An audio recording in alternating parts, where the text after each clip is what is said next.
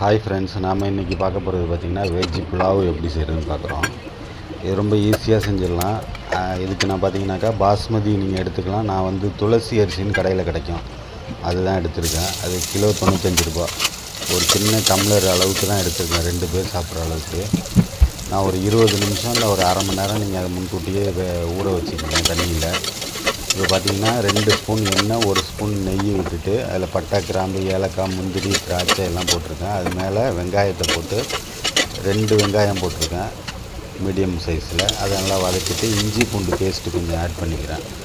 இஞ்சி பூண்டு பேஸ்ட்டு பார்த்திங்கன்னா ஒரு 1.5 ஸ்பூனு, அப்படி இல்லைன்னா 1 ஸ்பூன். ஏன்னா புலாவில் ரொம்ப இஞ்சி பூண்டு வாசனை வராமல் இருக்கிறதுக்காக கம்மியாகவே போட்டிருக்கேன். அதுக்கப்புறம் புதினா ஆட் பண்ணியிருக்கேன். புதினா அளவு எடுத்துக்கிட்டிங்கன்னா ஒரு 3 கொத்து எடுத்து அதை நான் அப்படியே போட்டிருக்கேன் அதில். அதுக்கப்புறம் பார்த்திங்கனாக்கா கேரட்டு, பீன்ஸ் நான் போட்டிருக்கேன். நீங்கள் பச்சை பட்டாணி. அதுக்கப்புறம் பார்த்திங்கன்னா கரம் மசாலா ஒரு ஸ்பூன் சேர்த்துருக்கேன். ஜீரகப்பொடி வந்து ஒரு 1/4 டீஸ்பூன். ஜீரகப்பொடி இல்லாதவங்களுக்கு பிரச்சனை இல்லை. தயிர் வந்து 3 ஸ்பூன், அப்படி இல்லைன்னா 10 ரூபா பாக்கெட்டில் நான் ஒரு பாதி அளவுக்கு எடுத்திருக்கேன்.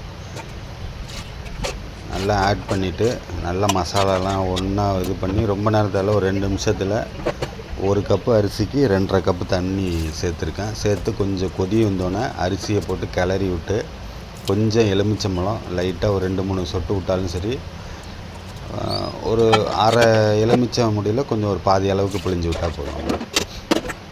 பிழிஞ்சு விட்டு 3 விசில் வச்சு எடுத்திங்கன்னா இப்போ நான் லைட்டாக கொதிக்க விட்டு நல்லா கிளறிட்டு 3 விசில் விட்டு எடுத்துட்டிங்கனாக்கா செம்ம டேஸ்ட்டாக இருக்கும். நீங்கள் செஞ்சு பாருங்கள்.